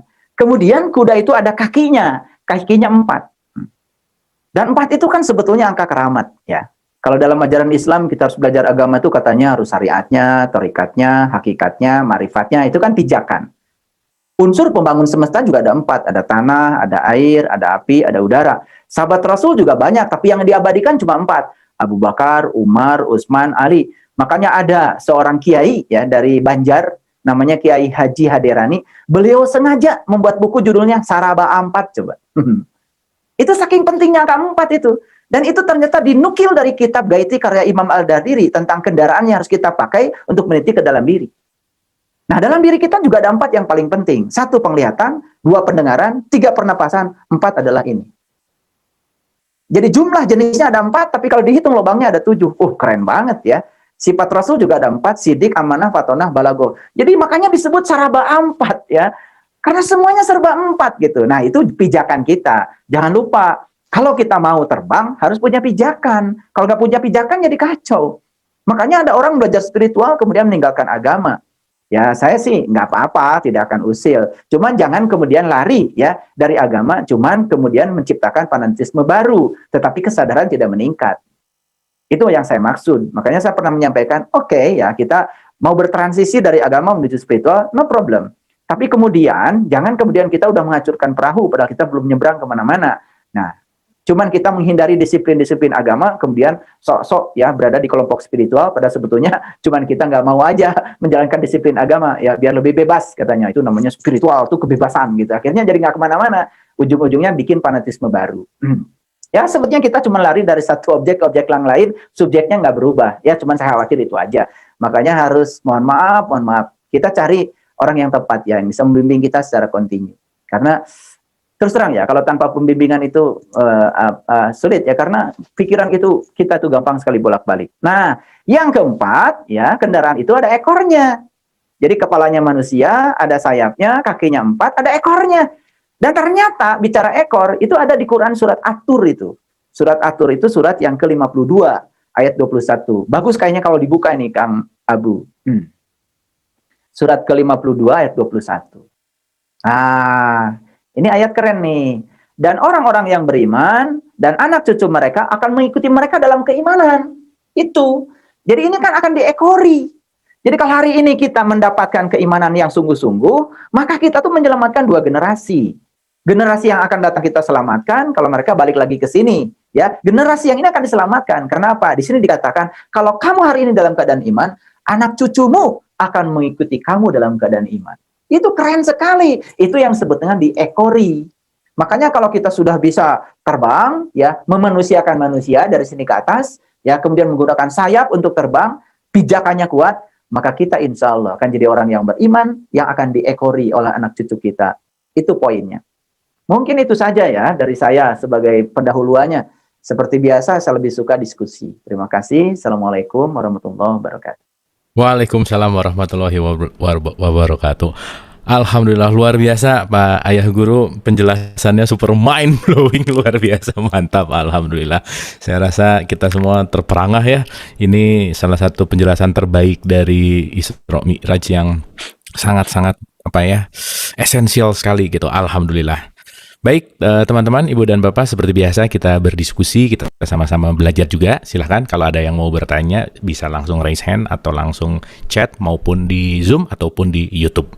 Oke, saya ada pertanyaan, tapi kita ke Mas Aryo dulu deh. Oke, silahkan Mas Aryo. Saya ada pertanyaan kecil saja nih. Ya. Ya, jadi saya perhatikan beberapa orang ya, ada yang bilang, misalkan kita ini harus, kalau misalkan membaca sesuatu harus secara utuh gitu. Jangan cuma baca judulnya aja. Kalau nonton video juga harus dipahami secara utuh. Jangan cuma ngelihat title-nya aja. Tapi begitu misalkan video itu tentang dirinya, dia malah melakukan yang sebaliknya. Cuman baca judulnya atau cuman baca sekilas. Jadi seperti punya 2 sisi. Jadi mungkin kalau tentang sesuatu yang bukan tentang dirinya, dia merasa bebas untuk bicara apapun. Tapi kalau sudah menyangkut kepentingan dirinya, mungkin nanti dia bisa jadi kehilangan pekerjaan atau gimana. Jadi dalam konteks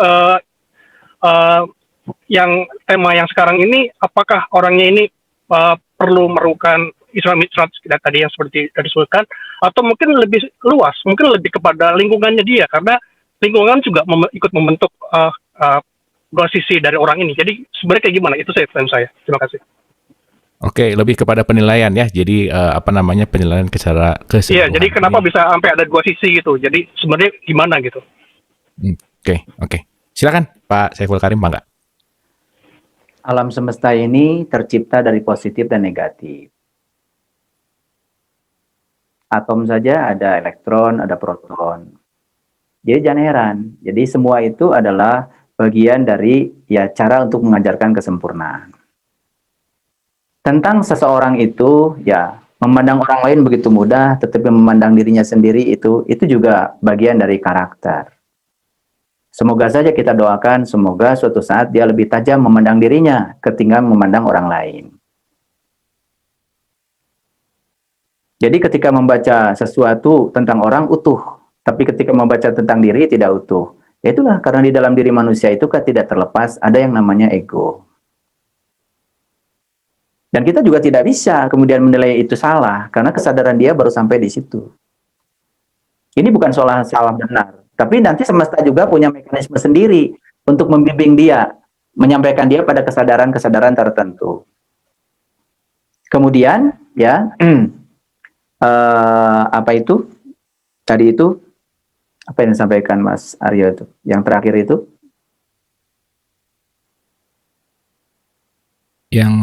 Kenapa bisa terjadi dua sisi itu? Ya, dualisme. Iya, jadi lebih kepada apakah orang itu yang perlu dalam konteks ini misalnya apakah orang ini perlu yang hijrah itu, atau secara lingkungannya dia juga harus ikut hijrah supaya karena karakter orang itu kan juga didukung oleh lingkungannya gitu.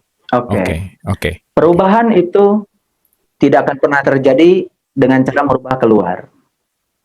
Perubahan itu harus dimulai dari diri kita sendiri ke dalam. Kan saya percaya ketika lilin yang satu sudah menyala, 1000 lilin di sekitarnya juga akan ikut menyala. Makanya satu lilin aja dulu menyala, 1000 lilin pasti akan menyala. Saya tidak pernah memaksa orang lain untuk seperti saya. Dan saya hanya mendidik diri saya untuk memiliki suatu kesadaran, dan kesadaran itu ternyata meresonansi. Kenapa? Karena semua yang di luar itu adalah ekspresi dari apa yang ada di dalam. Anatomi emosi kita, fisiologi emosi kita, kesadaran kita, itu akan terekspresi di luar. Bahkan ketika terekspresi di luar menjadi energi positif, itu sebetulnya akan meresonansi semua yang di luar. Nah, kalau kita sudah kuat di dalam, sebetulnya kita tidak akan pernah mudah tercemari oleh hal yang di luar. Jadi oleh karena itu, saya mengajak di peringatan Isra Mi'raj ini, yang hari ini, kita jangan terus-menerus dengar cerita dongeng-dongeng tentang itu. Karena kita juga tidak bisa melakukan perjalanan dari Masjidil Haram, Masjidil Aqsa. Sampai sekarang tidak ada satu orang pun yang melakukan perjalanan seperti itu. Yang bisa kita lihat adalah kontekstualnya dalam kekinian, apa yang bisa saya lakukan. Makanya, di langit pertama bertemu dengan Nabi Adam, di langit kedua bertemu dengan Nabi Yahya, di langit yang ketiga bertemu dengan Nabi Yusuf, di langit yang keempat bertemu dengan Nabi Idris, di langit yang kelima bertemu dengan Nabi Harun, di langit yang keenam bertemu Nabi Musa, di langit yang ketujuh bertemu dengan Nabi Ibrahim, baru masuk Sidratil Muntaha. Kan sebetulnya bukan kita harus bertemu dengan nabi-nabi itu. Pahami siapa nabi itu, apakah itu simbolik? Oh, ternyata itu simbolik. Adam itu simbolik dari material, Yahya simbolik dari energi, Yusuf simbolik dari keseimbangan materi dan energi. Itu kan sebenarnya lapisan-lapisan kesadaran yang bisa dilatihkan oleh kita dalam kekinian sekarang di sini. Sehingga kita bisa mengambil maknanya untuk learning to do. Bukan sekedar mendongeng. Dan itu proses pendidikan. Makanya Einstein mengatakan bahwa pengetahuan itu lahir dari pengalaman. Jadi kalau kita sekarang puas, tadi malam bagus sekali ya, uraian Isra Mi'raj diceritakan lagi pada orang lain. Tapi kita tidak melakukan apa-apa pada diri kita sendiri, tetap aja kita jadi pengamat. Jadi poin saya adalah, cobalah kita mulai untuk mengambil apa sih maknanya yang bisa kita lakukan secara kontekstual untuk kekinian yang bisa menyelamatkan saya. Sehingga saya bisa merasakan apa yang dirasakan oleh Rasulullah. Tidak-tidaknya, persejutannya lah, Yang dirasakan beliau, rasa itu bisa kita dapat. Itu poin saya. Jadi saya tidak sedang mengajarkan kita untuk ya pintar menceritakan ulang tentang ini. Tetapi mari kita lihat yang tadi saya jelaskan tentang buruk. Oh, bukan berarti itu kendaraan physically seperti itu. Tapi kita ambil maknanya. Oh, manusia itu dari sini ke atas. Bagaimana saya membina dari sini ke atas ini supaya saya bisa memiliki sifat keilahian? Oh, ternyata ada sayapnya. Oh, naik pergi ke Surabaya, naik mobil kan berjam-jam. Naik pesawat, ya dari Jakarta udah tiba di Surabaya. Oh, jadi sebetulnya dalam hidup ini kita harus menggunakan sayap. Nah, gimana sih saya menggunakan sayap? Kan itu kita dilatih kreativitas kita untuk cerdas. Secepat mungkin bagaimana kita bisa mencapai kesadaran. Kemudian tadi ada 4 kaki. Oh, kaki saya udah kuat belum ya untuk berpijak melakukan suatu perjalanan? Karena kalau melakukan perjalanan itu tidak punya 4 kaki yang tadi, ya, tidak berbekal 4 kaki yang tadi, ya bisa jadi tengah perjalanan kan repot. Dan yang terakhir kita pun harus sadar bahwa sebetulnya ketika kita melakukan perjalanan, itu bukan sekedar menyelamatkan diri kita menyelamatkan generasi yang selanjutnya. Insya Allah, kebaikan kita akan diekori oleh mereka. Oleh karena itu, sadari bahwa sebetulnya dunia ini bukan warisan buat kita, tetapi ini titipan buat masa depan anak cucu kita. Pertanyaannya, apa sih yang bisa saya lakukan untuk mereka? Saya merekam CD-CD ceramah saya, kajian-kajian saya, dan saya bagikan kepada semua ya jamaah saya, dan saya bilang, titip ya itu. Simpan rapi-rapi, hadiahkan pada ulang tahun mereka. Semoga mereka suatu saat bisa membukanya dan itu yang bisa kita wariskan kepada mereka tentang kesadaran. Saya kira itu. Hatur nuhun, Ayah Guru, luar biasa. Sebelum ke yang resen, ini ada yang private nih, ada 2 pertanyaan, tampaknya penting sekali. Assalamualaikum Kang Abu, mau titip pertanyaan ke Pak Saiful Karim. Tadi Pak Saiful Karim menjelaskan bahwa kita manusia tidak boleh takut pada Tuhan atau Allah. Karena tidak mungkin kita bisa merasa dekat dan bisa mengenal Tuhan dengan baik kalau ada perasaan takut. Pertanyaan saya, bagaimana menanamkan atau mengajarkan ibadah pada anak-anak kita tanpa menakut-nakuti akan masuk neraka atau diazab jika tidak sholat, puasa, dan sebagainya? Sebagaimana pengajaran agama Islam yang lazim terjadi di masyarakat kita. Yang kedua, bagaimana langkah pertama buat orang seperti saya yang sebagai orang muslim yang masih berkisar pada melakukan ibadah ritual syariat saja sebagaimana yang di dalam rukun Islam, agar saya bisa memulai sesuatu proses perjalanan untuk menemukan puncak kesadaran sebagaimana esensi Isra Mi'raj. Terima kasih. Mangga, silakan Ayah Guru. Baik, luar biasa pertanyaannya. Saya akan mengajak kita ke belakang ya. Ini harus jujur ya, kita ke belakang, mari kita ke belakang. Apakah Nabi Muhammad itu sholat sejak kecil kayak kita, kayak anak-anak kita? Apakah itu? Bukankah beliau memulai sholat setelah Isra Mi'raj? Bukankah beliau itu justru melakukan pencarian? Setelah beliau menemukan siapa yang harus disembah, beliau menyembahnya. Nabi Muhammad itu ketemu dulu loh, baru nyembah. Kita nyembah terus padahal nggak ketemu. Bukankah itu yang dicontohkan beliau? Bukankah Nabi Ibrahim juga seperti itu? Diabadikan dalam Quran surat Al-An'am. Ya, makanya di dalam Al-Quran jelas ada kata-kata la ikroha fiddin, la ikroha fiddin. Jangan memaksakan keyakinan, jangan memaksakan kepercayaan. Jadi pertanyaan ini bagus sekali menurut saya. Karena kita ini selama ini menjadikan agama itu ya sebagai ya suatu penjara yang kemudian memperbudak ya orang lain seakan-akan dia sudah mencapai tingkat religiositas. Kenyataannya kan mereka suatu saat juga berontak.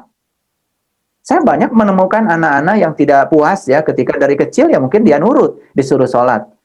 Tetapi pada titik tertentu di kedewasaannya justru dia merasa tersiksa dengan itu. Karena apa? Dia tidak pernah diajarkan bagaimana sholat yang sebenarnya. Dan kita ini kan sebetulnya mewarisi tradisi pendidikan ya yang memaksa.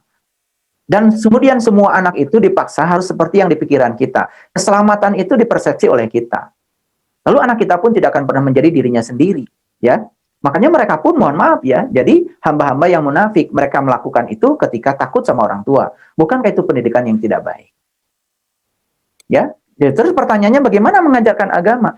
Coba mulailah mengajarkan agama itu bukan dengan doktrin-doktrin yang semacam itu. Ajarkan bahwa Tuhan itu Maha Pemelihara, ajarkan Tuhan itu Maha Kuasa. Sederhana saja ya, dengan memperhatikan aspek-aspek yang ada di tubuhnya dia. Menurut saya itu sangat mudah, dan saya mendidik anak-anak saya seperti itu.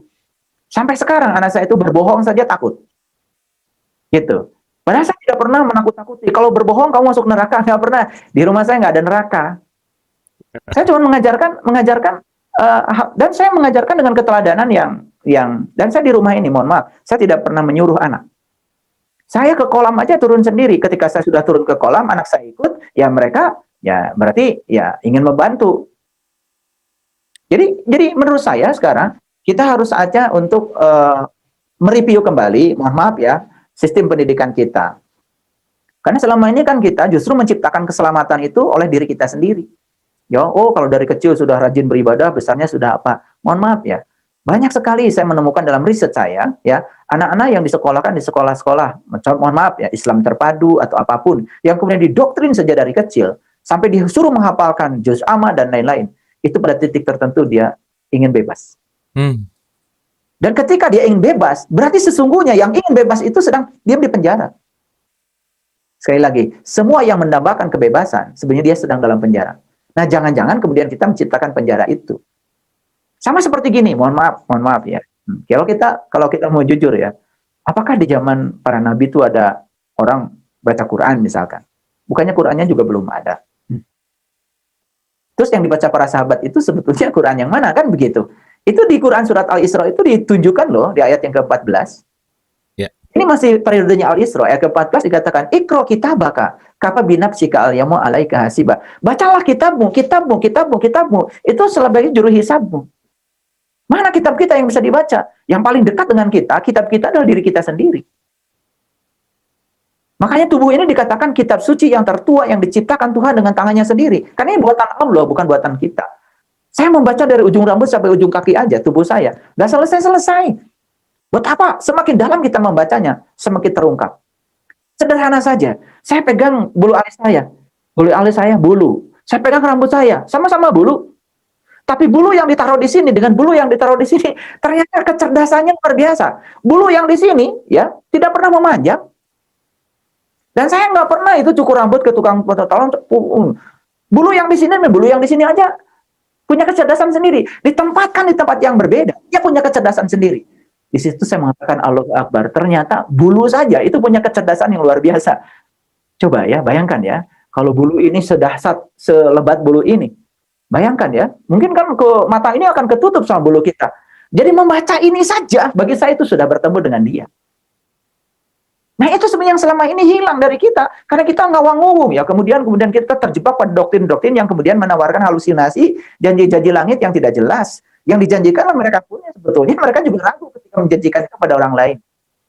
Saya banyak bertemu dengan orang-orang dalam diskusi, kemudian dia yang menjanjikan sesuatu ini, itu, kemudian ketika ditanya ragu juga. Ketika ada orang yang saya tanya, mohon maaf, neraka itu isinya, api Pak, menyala-nyala. Kalau di neraka itu terang apa gelap? Gelap Pak. Saya bingung, katanya ada api menyala-nyala, tapi gelap. Terus gimana? Saya bilang, Anda bilang api menyala-nyala, bukannya api unggun juga jadi terang? Ini katanya api menyala-nyala, tapi gelap gitu. Kan sebetulnya itu sudah, dia juga ragu dengan dirinya sendiri. Karena dia itu hanya terobsesi dengan apa kata orang. Gitu, ya. Nah, itu contoh yang bisa saya sampaikan. Jadi oleh karena itu maka menurut saya, cobalah kita jangan memikirkan anak deh. Mulai dari diri kita sendiri. Coba tanya pada diri kita, sebenarnya sholat saya itu sudah menghasilkan kesadaran apa? Jangan kita memaksa anak lain, sholat. Lihat di Quran, sholat itu bukan tujuan. Aqimis sholat, inna sholat tanha anil fahsya'i wal munkar. Sholat itu sarana untuk mencapai tujuan. Tujuan sholat itu akhlak. Lalu kenapa kemudian sholat tidak menciptakan akhlak? Makanya saya bilang tadi, kalau kita menanamkan rasa takut pada anak dan masuk di subconscious mind-nya, maka anak tidak akan pernah punya rasa cinta. Karena takut tidak akan pernah menghasilkan cinta. Saya terus terang ya, saya produk dari pendidikan yang semacam itu. Cuman bedanya karena saya itu dari kecil kritis ya kalau saya berpikir. Makanya bapak saya tidak pernah betah kalau saya di rumah. Karena takut ditanya. Karena saya mulak di sini itu pertanyaan yang tidak bisa. Dan itu pertanyaan itu saya kira itu dari diri sejati saya, dari pencarian diri saya. Dan alhamdulillah, justru karena saya bertanya, maka saya kemudian menemukan jawabannya. Nah, itu dan kemudian saya menjadi saya yang hari ini, ya, menjadi saya yang hari ini. Jadi apapun yang saya lakukan itu ada argumennya. Dan apapun yang saya lakukan, saya tahu tujuannya. Apapun yang saya lakukan ada need, bahkan ada cinta di situ. Nah, sekarang bagaimana kita bisa mencintai Allah? Kalau kita terus-menerus menjadikan Allah sebagai yang akan mengazab.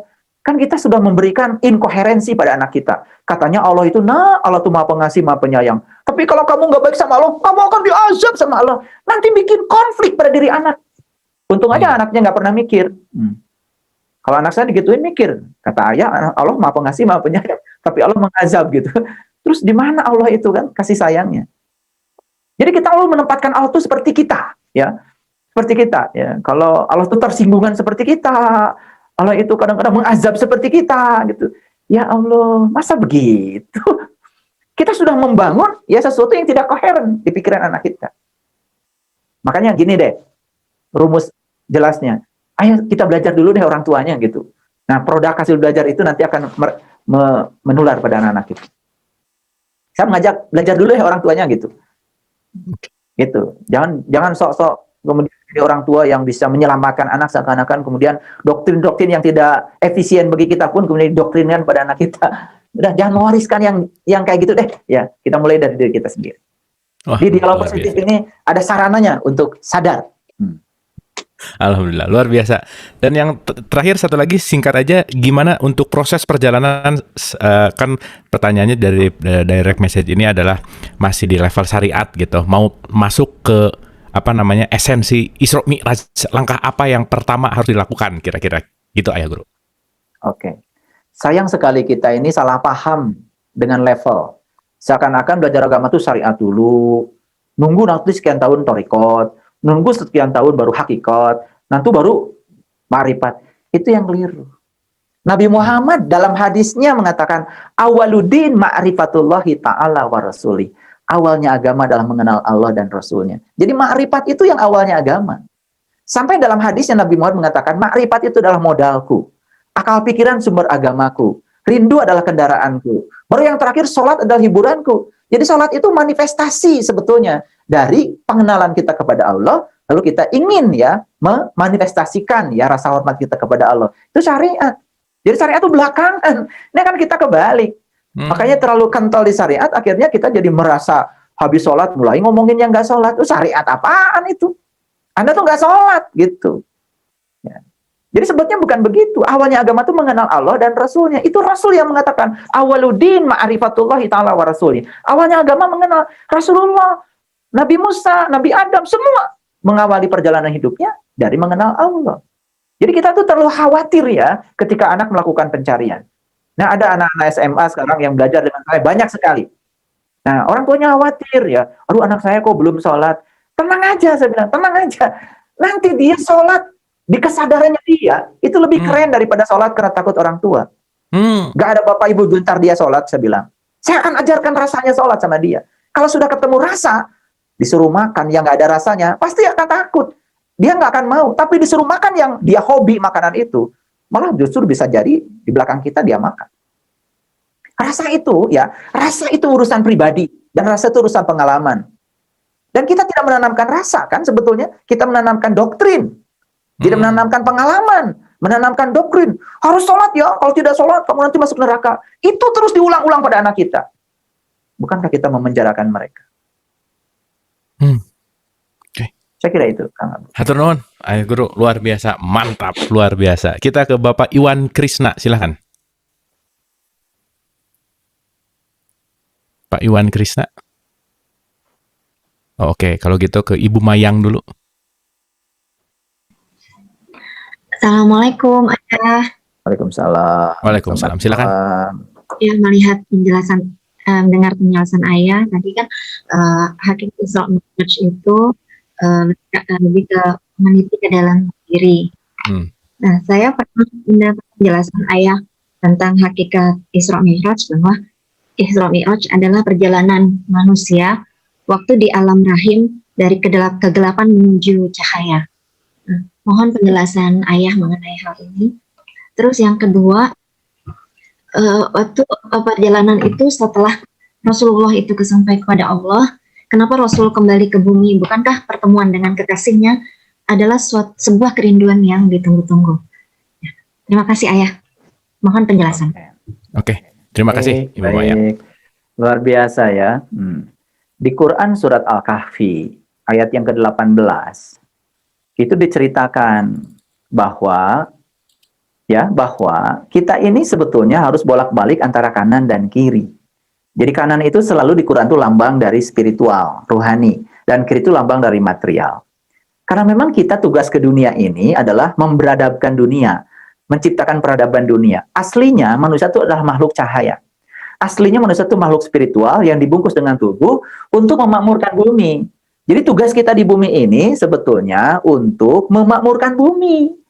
Jadi tugas kita itu adalah untuk memerankan diri menjadi kepanjangan tangan Allah, memberadabkan bumi ini.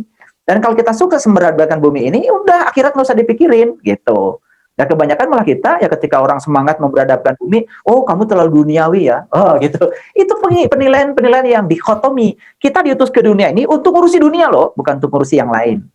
Gitu. Makanya hati-hati ya. Nah, jadi tadi Ibu Mayang mengatakan ya ada yang menjelaskan bahwa sebenarnya perjalanan Isra Miraj itu pernah kita rasakan ketika di rahim. Itu betul. Makanya ketika di rahim ini, mohon maaf ya, 7 lubang yang ada di kepala ini kan dibungkus oleh ketuban. Dan saat dibungkus oleh ketuban, menurut riset para neuroteologi, neuroscientific, ya, apa yang terjadi? Aliran energi dari luar itu sebenarnya tidak masuk. Karena ketika aliran dari luar masuk, itu membentuk pikiran, perasaan, dan emosi. Ketika aliran energi keluar, seperti kita dalam keadaan terbuka seperti ini, itu juga akan membentuk interaksi dengan lingkungan. Jadi ada masa istirahat kita 9 bulan 10 hari saat dibungkus dengan ketuban. Dan setelah itu sudah matang, kemudian kita... Nah itu sebetulnya dijelaskan dalam Al-Quran. Dan ketika saat itu kita ditanya, Alastu birabbikum, itu dijelaskan di Quran surat Al-A'raf ayat 172. Alastu birabbikum, apakah aku ini Tuhanmu? Saat itu kita bisa menjawab loh. Dan kita mengatakan, qalu bala syahidna. Jadi ditutup semua malah bisa melihat. Itu keren. Nah, yang melihat apa? Kan gitu. Nah, itu sebetulnya pelajaran itu sudah dimulai dari sejak di rahim ibu. Cuman kita kan nggak pernah mau belajar ke sana lagi, ya. Kita tuh kadang-kadang nggak mau belajar tentang asal-muasal kita. Itu. Makanya orang tua kita tuh mengajarkan ya, mulai dari Mas Kumambang, Mijil, Sinom, Kinanti, Asmarandana. Itu fase-fase itu kalau di Bandung malah jadi nama jalan itu. Itu pesan orang tua yang luar biasa, tapi kita juga nggak ngerti. Yang ada di jalan Mas Kumambang juga ditanya, apa sih Mas Kumambang? Mungkin nggak ngerti, kebetulan aja ada di jalan itu. Padahal Mas Kumambang itu masa mengambang, masa kamu ada di rahim itu. Itu fase apa? Apa yang terjadi dengan dirimu? Dan itu harusnya pelajari lagi, ya, supaya kita mendapatkan. Kenapa saat itu ada transisi? Minad dzulumati ila nur, dari kegelapan kepada cahaya. Kenapa bisa begitu? Karena saat itu kan kita sedang hening. Aliran energi dari luar ke dalam, dan dari dalam keluar itu tidak ada. Semua ditutup, ya rapi dengan ketuban. Dan saat itu kita sebenarnya sedang meditasi agung. 9 bulan, 10 hari loh kita meditasi di sana. Keren sebetulnya. Cuman kan kita nggak tahu. Makanya ada riset neuroteologi. Manusia itu mulai melupakan Tuhan di hari ke-8 dari kelahirannya. Kapan mulai melupakan Tuhan? Saat ada aliran energi masuk dan keluar. Dan itu kan sebetulnya tidak pernah disadari oleh kita. Kalau kita kemudian menjadi sangat tajam ya, rasional kita, kognitif kita, intelektual kita. Tapi kita menjadi mundur dalam kesadaran. Makanya manusia itu makin hari makin tidak bercahaya. Ketika dia sudah kehilangan tadi ilahinas, sifat keilahian pada dirinya. Itu. Terima kasih, Ayah Guru. Luar biasa. Pertanyaannya keren, jawabannya mind-blowing, mantap. Oke, Kang Yudi, silakan.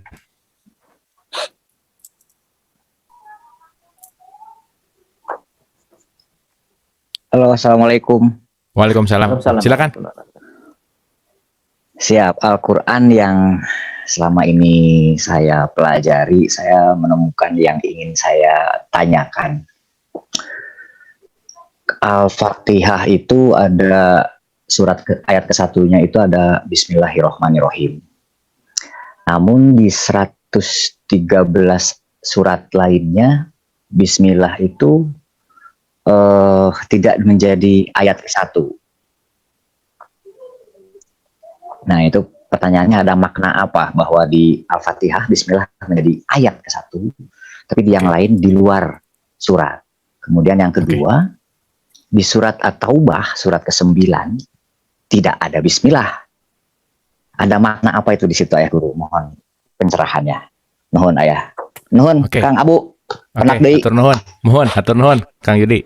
Oke, karena ini waktunya mepet, kita langsung ke Ibu Rizka ya, biar pertanyaannya langsung, biar paralel. Silakan Bu Kika. Oke, Assalamualaikum. Damang Ibu, sehat? Alhamdulillah Kang Abu. Ya, silakan. Jadi gini, saya itu cuma pertanyaannya sederhana. Tadi ada dalam konteks kalimat perjalanan ya, perjalanan menanjak lah gitu ya, manusia dari Masjidil Haram ke tempat yang jauh. Kalau ke tempat yang jauh itu kesannya itu kayak unlimited, jauh seberapa jauh. Apakah jauh itu sampai ke Sidratul Muntaha atau emang nggak tahu? Turun ayah guru. Oke, jauhnya sampai mana gitu ya kira-kira ya? Ya. Oke, hatur nuhun. Mantap. Ini udah mulai. Mas, pertanyaannya seru nih. Satu lagi terakhir, Ya. Pak Mulyadi silakan. Ya. Terima kasih. Aduh, ini feedback Pak Mulyadi, maaf. Ya, maaf. Ya, silakan. Ini mau menanyakan terkait pernah dengar satu ayat bahwa tunduklah pada Robmu dengan cara rukuk dan sujud terhadap Robmu. Ya, itu apakah ada sangkut pautnya dengan 4 tadi sebagai pijakan? Kan kalau kita rukuk tanpa tangan bisa jengkang. Terus kita sujud tanpa tangan bisa kayak orang salto gitu kan. Nah, terus lagi kita juga disampaikan bahwa Isra Mi'raj itu awal mula Rasulullah SAW diperintahkan untuk sholat. Nah, sedangkan Rasul-Rasul sebelum Muhammad sudah diperintahkan oleh Allah untuk sholat juga. Nah, apakah sholatnya Rasul-Rasul terdahulu sebelum Muhammad apakah sama dengan rukuk dan sujud atau seperti apa? Mungkin pertanyaan itu. Terima kasih banyak. Oke, berkaitan sama ruku sujud apa dengan Isra Mi'raj dan sholat gitu ya, kira-kira ya, Mas Mulyadi ya. Oke, Mangga. Ayah Guru yang pertama tentang Bismillah. Mangga, silakan. Baik, waduh, ini hebat-hebat ya pertanyaannya. Ini udah mulai jadi manusia abad 21 ini. Mangga. Ya, baik. Sebetulnya tentang Bismillah itu masuk Al-Fatihah atau Bismillah itu tidak masuk Al-Fatihah, sampai sekarang ini juga masih debatable. Ya, tapi kalau bagi saya esensinya bukan itu. Jadi Bismillah itu kan artinya atas nama Allah. Jadi artinya Rasul sendiri yang mengatakan kullu amrin tibalin la yubdahu bihi basmalah fahuwa aqta. Setiap pekerjaan awalilah dengan atas nama Allah. Artinya pekerjaan apapun yang kamu lakukan, sadari bahwa sebetulnya kamu itu sedang dipakai oleh Allah untuk menjadi kepanjangan tangannya. Itu sebenarnya esensinya. Jadi bukan terletak pada pakai bismillah atau tidak pakai bismillah. Nah, berkenaan dengan Quran surat At-Taubah, ini saya dapat pemaknaan, tapi ini sangat pribadi. Tapi saya bagikan ya, globalnya aja. At-Taubah itu kan artinya kembali. At-Taubah itu menyatu. Jadi siapa saja yang sudah kembali, yang sudah menyatu, sudah menunggal, maka sebenarnya di situ tidak ada yang namanya hamba dan Tuhan. Karena dua-duanya sudah melebur menjadi satu. Kalau sudah melebur menjadi satu, ya tidak ada lagi bismillah, tidak lagi atas nama, udah jadi satu kok. Itu jawaban singkatnya, ya, jawaban singkatnya. Karena waktu kita terbatas. Ya. Kemudian yang kedua, ya, dari Ibu Rizka tadi, ya, tentang Masjidil Aqsa itu kan artinya tempat yang jauh. Berarti kalau jauh unlimited dong. Yes. Hidup itu tak terbatas. Kita akan mengalami proses daur ulang secara terus-menerus. Dan proses belajar di kehidupan ini akan terus-menerus.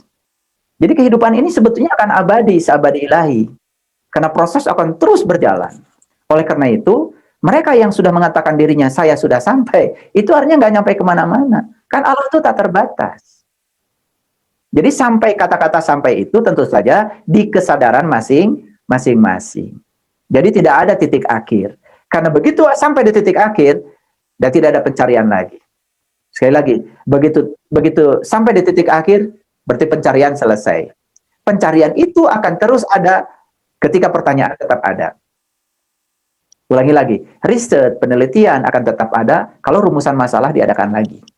Tapi begitu kita sampai pada kesimpulan dan tidak ada rumusan masalah lain, berarti tidak ada riset lagi. Jadi proses ini akan terus, makanya unlimited. Makanya saya sangat kagum dengan bahasa Quran. Nyebutnya juga Masjidil Aqsa, tempat yang jauh. Jadi bukan dari titik ke titik. Bukan dari titik ke titik. Gitu. Makanya unlimited. Oleh karena itu sadarilah bahwa siapa saja yang hari ini mengatakan saya sudah tercerahkan, itu tanda bahwa dia belum kemana-mana sebetulnya. Karena orang yang sudah tercerahkan itu tidak pernah mengatakan bahwa dia sudah tercerahkan. Dan dia tidak pernah iklan. Gitu. Wah, saya sudah tercerahkan, lalu buka praktek pelatihan ya, karena dia merasa sudah tercerahkan. Itu belum kemana-mana sebetulnya ya, belum kemana-mana. Jadi artinya Allah dikerdilkan oleh dirinya sendiri. Allah tuh tak terbatas loh. Dia unlimited. Karena tak terbatas, maka perjalanan menuju dia pun unlimited. Gitu. Ya. Kemudian Pak Mulyadi, ya tadi, betul ya, boleh itu dimaknai seperti itu. Ketika kita ruku, sujud pada Rob, kita juga perlu pijakan yang 4. Betul itu ya. Secara fisik aja, kalau kita mau ruku, mau sujud, nggak ada kaki 2, tangan 2 juga repot. Itu kan sebenarnya perjalanan mendaki, walaupun kelihatannya secara fisik sepertinya kita sedang menunduk. Tapi menundukkan fisik itu sebenarnya mendakikan roh kita, mendakikan kesadaran kita. Lalu tadi ada pertanyaan yang sangat bagus. Kalau mau jujur, kalau kita buka Quran, ya, sebetulnya ya, nabi-nabi yang dulu itu sudah diperintahkan sholat. Bahkan yang saya tahu di dalam Quran, ya, Nabi Musa itu adalah yang pertama kali diperintahkan sholat. Itu diabadikan dalam Quran surat Toha. Jadi kalau kita baca surat Toha ayat 1 sampai ayat yang ke-14, ya, di ayat yang ke-14 dipungkas dengan kata-kata innani anallah la ilaha illa anna fa'budni wa aqimis sholata li zikri. Itu tepat setelah Nabi Musa diundang ke Al-Muqaddas Siwa. Ini Nabi Musa itu diundang juga sama ya seperti Nabi Muhammad, diundang ke rumahnya untuk bertemu beliau ya. Setelah diundang ke rumahnya baru ada perintah sholat. Jadi disuruh mengenal dulu baru perintah sholat datang. Dan saya malah justru tidak menemukan sebetulnya ya di Quran ya Nabi Muhammad Isra Mi'raj dulu diperintahkan sholat, tidak menemukan saya. Itu saya menemukan dari cerita. Yang saya temukan faktanya di Quran itu yang diundang untuk bertemu dengan Allah setelah itu diperintahkan sholat itu Nabi Musa. Itu diabadikan di Quran surat Toha itu silahkan ayat 1 sampai 14. Nah, karena surat Toha ini difirmankan pada Nabi Muhammad, lalu Nabi Muhammad barangkali ya disuruh untuk ya melihat perjalanan Nabi Musa. Maka Nabi Musa itu sebetulnya bertemu dulu baru sholat. Nabi Muhammad juga bertemu dulu baru sholat. Jadi artinya kalau menurut saya perjalanan Isra Mi'raj itu dialami banyak nabi. Dialami semua nabi. Cuman mereka peristilahannya berbeda. Itu saja. Cuman kita kan selama ini seakan-akan ya mengkooptasi seakan-akan ya satu sosok nama saja, kemudian kita mengabaikan yang lain. Karena kita tuh mohon maaf ya, kalau baca Quran itu kadang-kadang nggak teliti. Saya bukan mau pamer, saya nggak tahu beberapa ribu kali ya baca Quran. Karena tiap hari saya baca Quran dan bolak-balik saya baca Quran. Dan itu yang saya temukan itu makin hari petanya itu bukan kelihatan. Ya, jadi artinya ketika saya membaca berulang-ulang itu, saya menemukan petanya itu luar biasa. Ya, petanya itu luar biasa. Jadi ya, apakah Nabi Musa sholat? Nah, tentang sholat itu secara syar'i seperti apa? Ya, itu saya juga tidak pernah melakukan riset tentang itu ya. Saya juga tidak pernah tahu ya. Yang jelas Nabi Muhammad mengajarkan pada kita sholat 17 rakaat. Itu ada kaitan dengan 17 Isra Mi'raj. Jadi Quran surat Al-Isra kan nomor 17. Artinya kita disuruh melakukan perjalanan. Ya, maka Nabi mengatakan as-sholatu mi'rajul mu'minin. Salat itu mi'raj bagi orang yang beriman. Kalau imannya punya. Jadi kalau nggak punya iman, cuma ngaku-ngaku iman, ya salatnya juga tidak mi'raj. Ya, salat ya cuma sekedar menggugurkan kewajiban aja. Setelah itu ngitung rakaat ya. Rakaatnya dihitung ya, dihitung. Saya di akhirat udah punya tabungan sekian. Itulah orang yang tidak ikhlas. Oke, luar biasa. Boleh tepuk tangan dulu untuk Ayah Guru luar biasa ya malam hari ini kita super mind blowing. Hatur nuhun Ayah Guru dengan pertanyaan tadi itu pertanyaan terakhir dan tiba saatnya final statement untuk episode 226. Mangga, silahkan. Baik. Para sahabatku yang dirahmati Allah, sudah saatnya kita untuk tidak terjebak oleh doktrin-doktrin yang menyesatkan. Mulailah kita menggunakan ya kecerdasan yang Allah berikan kepada kita, keilahian yang beliau sudah wariskan kepada kita sebagai jalan untuk meningkatkan kesadaran kita. Berhentilah kita terus-menerus mendidikkan ya proses perbudakan agama pada diri kita sendiri. Karena kenyataan hari ini kita tidak mengalami kebebasan. Siapa saja yang merindukan kebebasan hari ini, itu tanda bahwa kita masih di penjara. Oleh karena itu, mari kita keluar dari penjara kita dan kita temukan kebebasan itu. Saya kira itu. Terima kasih, alhamdulillah. Boleh sekali lagi tepuk tangan untuk Ayah Guru, luar biasa. Hatur nuhun, dan hatur nuhun.